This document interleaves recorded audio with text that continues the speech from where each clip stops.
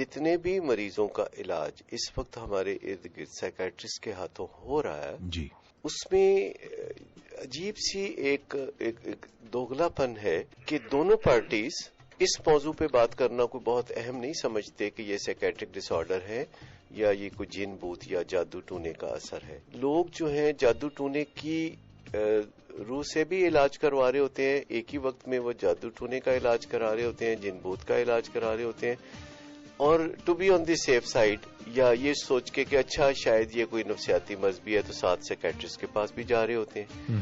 مجھے یہ بتائیے کہ اتنی وسیع جو خلیج ہے ان دونوں معاملات میں کہ یہ جادو ٹونا یا جن بوت کا معاملہ ہے یا سائیکیٹرک النس ہے، جی، اس کنفیوژن کو ہوا میں تیرتے ہوئے دیکھتے ہیں کہ باوجود ایک اچھا علاج ہو کیسے سکتا ہے.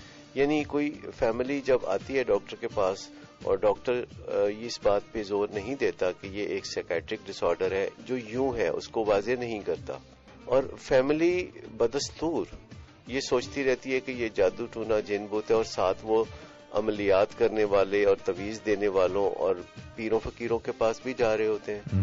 اچھا، اسی طریقے سے جب تک ہم بیماری کی تہ تک نہیں پہنچتے، دیکھیں ملیریا ہے، آج بچہ جانتا ہے کہ ملیریا ایک مچھر کے کاٹنے سے ہوتا ہے، جی، اور وہ مچھر جب کاٹتا ہے اور اس کی بھی صرف مادہ اس کو آگے پھیلا سکتی ہے مچھر کی، اس میں ایک ملیریل پیراسائٹ ہے جو مچھر ایک مریض سے حاصل کر کے دوسرے مریض تک جائے. مچھر میں وہ موجود نہیں ہوتا، مچھر میں وہ پیدا نہیں ہوتا. جراثیم مریضوں میں ہی ہوتا ہے. تو ایک مچھر یعنی انوفلیز جس کی فیمیل اس کو پکڑتی ہے اور ایک مریض سے دوسرے مریض تک پہنچاتی ہے اور یوں یہ بیماری پھیلتی ہے. جی. لیکن لفظ ملیریا بتاتا ہے گندی اور گیلی ہوا. لفظ ملیریا بتاتا ہے کہ یہ بیماری گندی اور گیلی ہوا سے پھیلتی ہے. سینکڑوں سال تک ایسا ہی سمجھا گیا اور ملیریا کا علاج نہ نکلا اور ایک دن میں ہزاروں مریض دنیا سے چلے جاتے تھے. ایک سائنسدان نے پتا چلایا کہ یہ ایک جراثیم ہے. تو آج ملیریا اس طرح کی بیماری ہے کہ فقط 2 گولی کھا لینے سے ملیریا کا تدارک ہو جاتا ہے مکمل طور.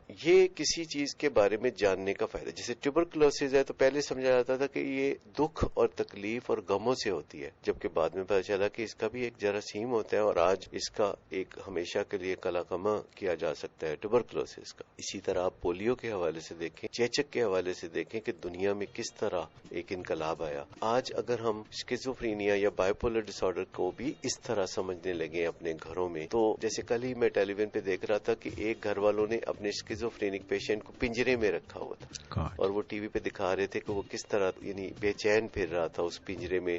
گھر کے اندر ہی انہوں نے بنا کے رکھا ہوا تھا کہ وہ شاید علاج ان کو میسر نہیں ہوگا یا ان کو کوئی مسئلہ ہوگا یا وہ سمجھ رہے ہوں گے کہ یہ کوئی جادو ٹونا یا اس طرح کا اثر ہے، تو اس کا علاج یہی ہے کہ اس کو لوہے کے پنجرے میں بند رکھا جائے. اچھا، اب یہ جان لینے سے کتنا فرق پڑتا ہے. اسی طرح الکوہلزم، ہم اسے ایک مورل ایشو کے طور پر جب لیتے ہیں اور لان تان کرتے ہیں تو یہ مسئلہ بڑھتا ہی چلا جاتا ہے، یہ آگ پھیلتی ہی چلی جاتی ہے. لیکن جب ہم اس بیماری کو سمجھ لیتے ہیں تو علاج بہت آسان ہو جاتا ہے. ہمیں بعض اوقات مریض کو ہسپتال میں داخل بھی نہیں کرانا پڑتا، لے جانا بھی نہیں پڑتا، اور اہل خانہ جو مذاکرات مریض سے پہلے سے کر رہے ہوتے ہیں، جس دن مریض کی یہ قباحت سامنے آتی ہے تو اہل خانہ مذاکرات شروع کر دیتے ہیں.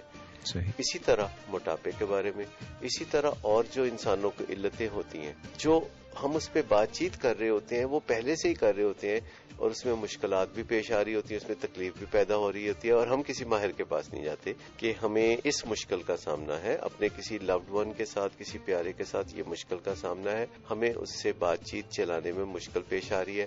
اکتا کے ہم پاؤں پٹکتے ہیں، دروازے بینگ کرتے ہیں، یا کسی کو کہتے ہیں کہ دیکھو یا تو میری مرضی پر چلو یا پھر میری نظروں سے دور ہو جاؤ. یہ جو ہے نا مائی وے اور دی ہائی وے ہماری زندگی میں ہے کہ ہم کسی کو کہہ دیتے ہیں کہ یہ کرو یا وہ کرو، اور دونوں ہی سکرز چوائسز ہوتی ہیں، دونوں ہی ایسی چوائسز ہوتی ہیں جی جو ایک تھرڈ آپشن ہے. تھرڈ آپشن سے ہمیشہ مسئلے کا حل نکلے گا. یعنی بات چیت کرتے ہیں جس میں آپ کسی اپنے پیارے کو واپس اپنے دل میں محسوس کرتے ہیں، اپنے دل کو ٹھیک کرتے ہیں. اس کے بعد ہم اپنے ذہن کو بناتے ہیں کہ ہمیں بات چیت سے ہی مسئلے کو حل کرنا ہے، کوئی اور طریقہ ہم نے اپنانا ہی نہیں.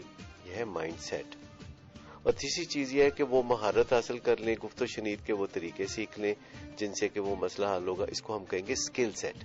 یعنی ایک تو ہم اپنے دل پہ کام کریں، اس کو دوبارہ دل جو ہارٹ سیٹ. اوکے. سب سے پہلے بات یہ ہے کہ ہم اپنے دل کو نرم کر کے اس میں اپنے پیارے کے لیے دوبارہ جگہ پیدا کریں. جو ہمارا پیارا ہے، جو ہمیشہ سے ہمارا پیارا ہے، اس کو جب ہم نے دل سے نکال کے باہر رکھ دیا ہے تو اس سے مسئلہ حل نہیں ہوگا. دوبارہ اس کو دل میں مقام دینا ہوگا. دوسری بات ہے کہ پھر اپنے ذہن کو مائل کرنا ہوگا کہ بات چیت کے ذریعے، محبت سے، پیار سے، گفت و شنید کے ذریعے اس مسئلے کو حل کرنا ہے، اسرٹیولی اس مسئلے کو حل کرنا ہے. یہ ہے مائنڈ سیٹ، یعنی اپنے ذہن کو بنا لینا. اور پھر ہے اسکل سیٹ کہ یہ کریں گے کیسے. تو اس کے لیے گفت و شنید میں مہارت حاصل کرنا، جسے ہم کہتے ہیں باتوں کی باتیں سیکھ لیں.